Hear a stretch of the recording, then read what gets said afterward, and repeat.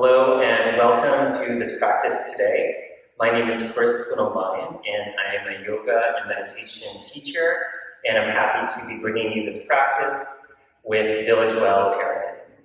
So this is going to be about a 10-minute asana practice, which is a physical movement practice, and we'll be standing the entire time. So you don't need to have a yoga mat.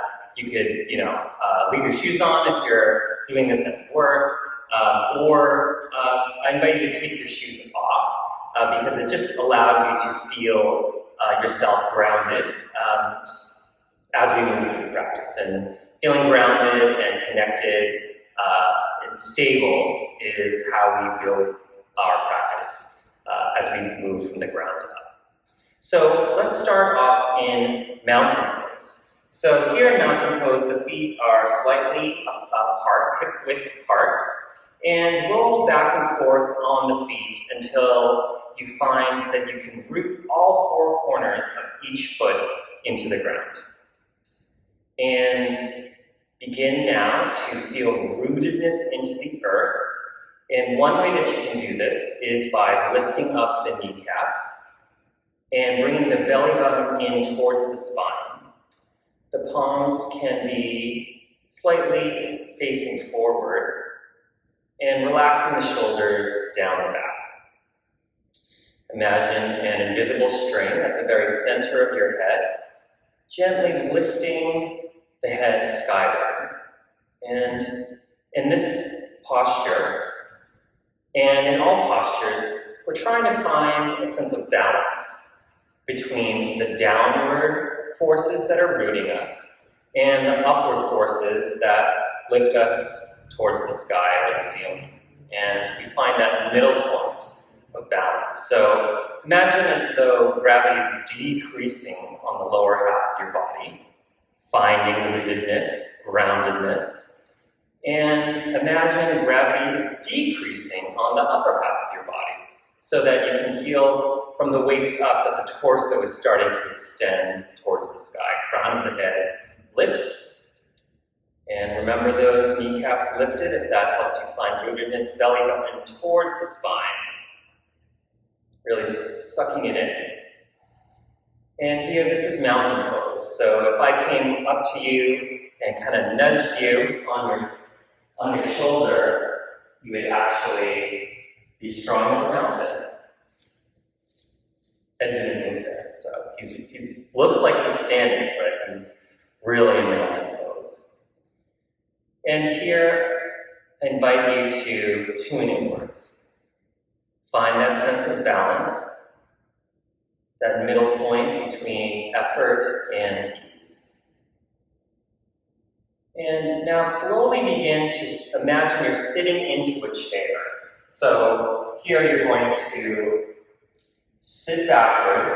Try not to bend so forward in the knees. It's actually like imagine there's a chair right behind you that you're resting your body on. And then lift the hands to the corner of the room where the ceiling meets the wall. Inhaling and exhaling. Foundational part of Hatha Yoga, this style of yoga that I'm teaching, is tuning into the current moment with the breath.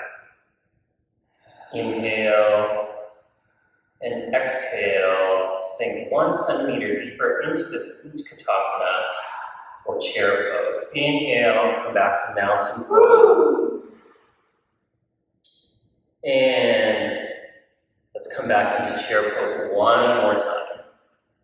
This is already really intense for many of us. And remember just to breathe through this. If there's any discomfort, then you can ease out of this posture. Everything that I'm offering is truly an invitation. An invitation for you to tune inward. So inhale, come to standing. Really good job. Let's step the feet a little bit wider than hips width. And again, find rootedness in the feet here, all four corners of the feet. If this is helping you find rootedness, lift up the kneecaps, belly button towards the spine, and then hands on the waist. Crown of the head lifts towards the ceiling, belly button towards the spine. And we're going to slowly now bow forward. So a wide-legged standing forward fold. So inhale. And on the exhale, lead with the chest, move so slowly through space. Bowing forward until the crown of the head is pointing towards the ground. And keep the legs active, shoulders relax down the back. And then you can let the arms come down. And if you have books or anything nearby, you can grab it. Otherwise, just let the hands dangle in the air. Inhaling, rooted in the ground. Exhaling. Crown of the head reaches towards the ground. Hands on the hips. Come up halfway. Inhale. Pause. Inhale, come up all the way. And we're going to add an arm variation now to that posture. So clasp the hands together behind the back. And we'll do the same thing. So we're going to root into all four corners of the feet. Lift up the kneecaps, belly button towards the spine. And slowly hinge from the hips, leading with the chest, forward fold.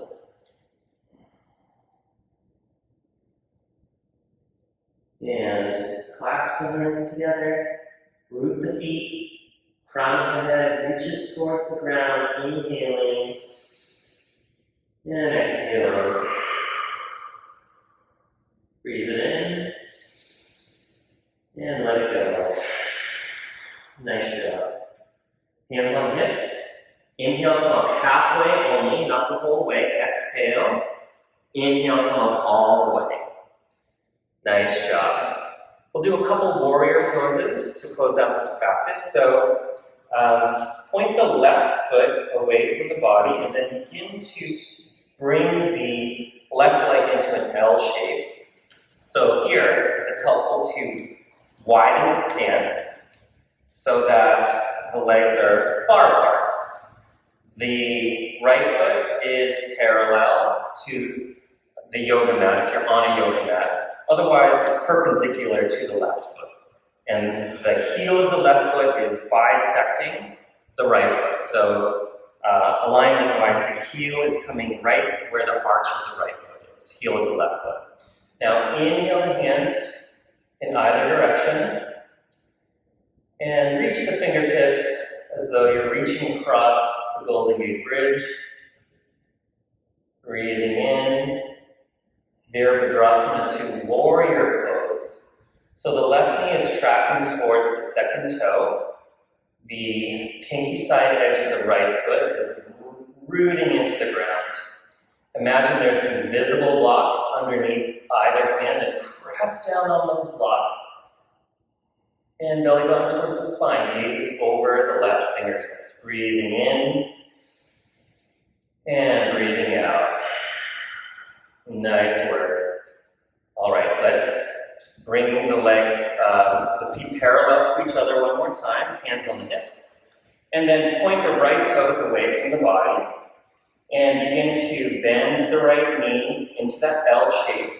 Again, notice if it feels like you're not getting enough width into this posture. So you might want to just heel toe the left foot out a little bit. If it's like too much, then bring it in. Just becoming aware of alignment in this Virabhadrasana too. So the right knee is tracking towards the second toe. The pinky side edge of the left foot is rooting firmly into the ground. Back leg is straight and strong. Really squeeze the left quadricep onto the thigh bone. On the inhale, lift the hands, pointing in either direction. Gaze over the right fingertips. Relax the shoulder tips down the back, and try to reach over both sides of the Bay Bridge this time. Inhaling, exhaling, warrior two, Virabhadrasana two. Inhaling, and exhaling. Really nice work. One last breath cycle here. Inhale and exhale. Nice job. So parallel the feet and then slowly just step together. Come back into your mountain pose one more time. And again, you can rock back and forth on the feet just to find that rootedness in all four corners of both feet, lifting up the kneecaps, belly button towards the spine, shoulders relaxed down the back, crown of the head, lifting towards the sky or the ceiling, palms are gently angled very slightly forward, just the way that arms naturally fall. Mountain pose. Inhaling, exhaling.